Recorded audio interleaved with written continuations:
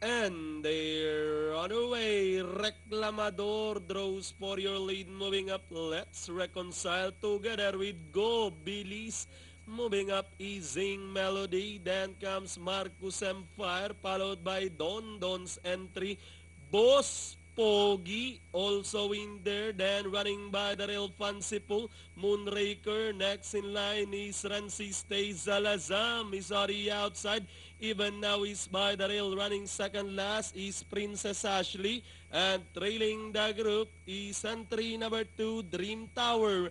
As they turn to the final 450, it's still Zing Melody in command by about 2 lengths.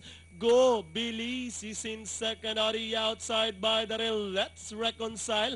Boss Pogi moving up on the outside is Don Don's entry. With the last 150 more to run, it's now Let's Reconcile takes the lead running on the outside. Zing Melody. Fancy Police by the rail. With the last 50 meters, it's going to be Let's Reconcile.